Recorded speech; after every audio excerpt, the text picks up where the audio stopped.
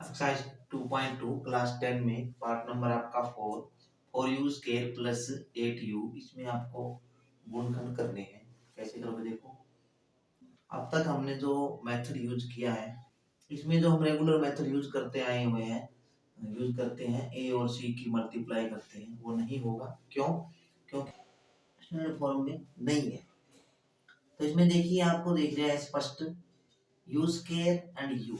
एक तो you common आ गया, दूसरा यहाँ 4 है, यहाँ 8 है। 4 के पाने में दोनों आते हैं, तो एक हमारा 4 कॉमन आ गया, एक u कॉमन आ गया। तो यहाँ आपके पास u बचेगा और 8 को 4 से भाग करोगे तो u हमने कॉमन ले लिया, तो ये आएगा इज इक्वल टू 0। इनको हम अलग अलग इक्वल टू 0 रख देंगे। फॉर u इक्वल टू 0 या फिर u plus 2 equal to 0। u के साथ 4 मल्टीप्लाई, अगर आगे क्या हो गया डिवाइड में, तो 0/4 क्या होगा आपके पास 0 आ गया। ये प्लस का 2 है, इधर लेके जाओगे ये हो गया आपके पास माइनस। आपके पास दो शून्य का आगे, दो रूट्स आगे, मूल आगे, जीरोस भी बोलते हैं इनको। तो एक आपके पास ये है और एक ये है। अल्फा इक्वल टू 0 मान लिया और बीटा इक्वल टू हो गया -2। अब इसकी कंपेयर हम इसके साथ करोगे आप, 4u स्क्वायर प्लस 8u बराबर 0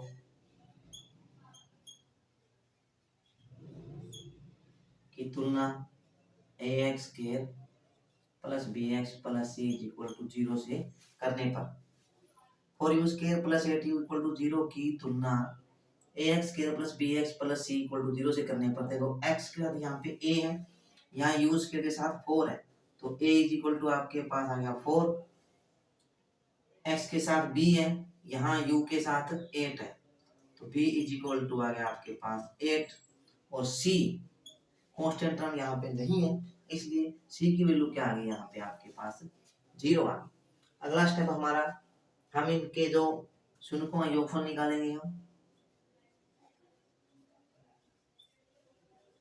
शून्यों का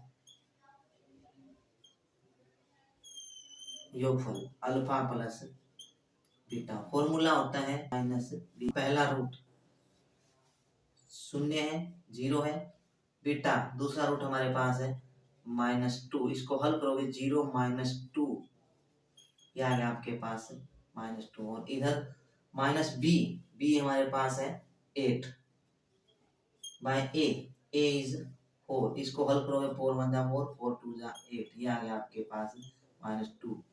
ये -2 है, ये भी 2 है हमारे पास, दोनों बराबर आ गए। अगला शून्यों का गुणनफल, फॉर्मूला होता है हमारे पास c/a, और इधर अल्फा बीटा, इन दोनों गुणा करोगे अल्फा।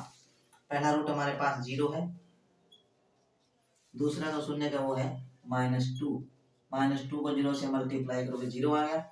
और इधर c/a, c इज 0, देखो यहाँ पे 0 आ गया, बाय a हमारे पास 4 है, तो 0/4, ये भी क्या है हमारे पास 0, दोनों भी बराबर आ गए। तो यही हमारा देखो, जो हमने जो शून्य निकाले उनका योग निकाला, और जो डायरेक्ट फॉर्मूले से जो योग आता है वो बराबर आता है। इसी प्रकार जिन शून्य का जो गुणनफल है वो हमने निकाला 0, और जो फॉर्मूले से जो गुणनफल आता है वो भी 0 आता है, दोनों हमारे बराबर आ गए। तो ये हमारा सत्यापित है। टी स्केयर -15, तो इसको हम कैसे हल करेंगे देखो। इसमें देखो टी स्केयर -15 को हम एक फॉर्मूले के अकॉर्डिंग चेंज कर लेंगे। ये होगा आपके पास T square under the root 15 whole square equal to 0। ये आपका फॉर्मूला बन गया A square minus B square. ये एक बार होता है A plus B into A minus B. यहाँ पे ए बराबर आपके पास टी है और बी की जगह है √15। देखो ए की जगह यहाँ पे टी है और बी की जगह √15। तो ए की जगह आपके पास टी है और बी की जगह √15, इसको इसके अकॉर्डिंग ओपन कर लेंगे। तो ये क्या आएगा टी प्लस √15 और टी माइनस √15 इक्वल टू 0। अलग अलग हम इनको इक्वल टू 0 पुट कर लेंगे। T plus root 15 equal to 0, T is equal to यहाँ पे आ गया आपके पास, ये प्लस का इधर आ गया क्या हो गया माइनस का, और यहाँ पे आपके पास T minus root 15 equal to 0 है, तो ये आ गया T is equal to plus root 15, minus की टर्म इधर लेके जाओगे प्लस हो गया, आपके पास ये रूट आ गई, इसकी शून्य आ गई, पहला शून्य आ गया आपके पास माइनस रूट 15 और दूसरा शून्य आ गया प्लस रूट 15। अगला स्टेप आपका इस इक्वेशन को स्टैंडर्ड फॉर्म से हम कंपेयर करेंगे, तुलना करोगे तो क्या आएगा देखो, टी स्केयर माइनस 15 की तुलना A X square plus B X plus C equal to 0 से करने पर, तो ए एक्स का कोफिशिएंट हमारे पास ए है, तो यहाँ टी स्केयर का कोफिशिएंट है 1, तो ए इक्वल टू आ गया 1, एक्स का कोफिशिएंट बी, यहाँ हमारे पास टी का कोफिशिएंट नहीं है तो बी की वैल्यू आ गई 0, और सी इज कांस्टेंट अचर पद जो बिना एक्स वाई वाली वैल्यू है वो आ गई -15, तीनों वैल्यू आ गई हमारे पास। अगला स्टेप हम इसकी रिलेशनशिप की जांच करेंगे, मूलों का योगफल शून्यों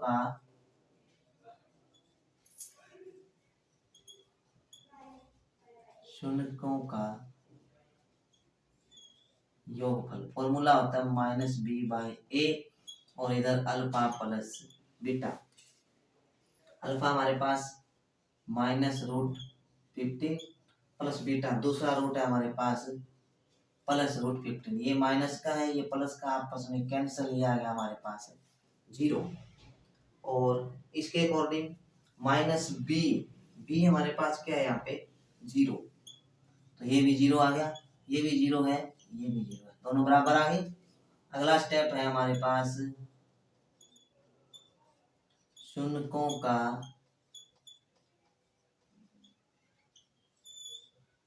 गुणनफल, शून्यों का गुणनफल फॉर्मूला होता है C by A alpha into beta, alpha is minus root 15, beta is plus root 15,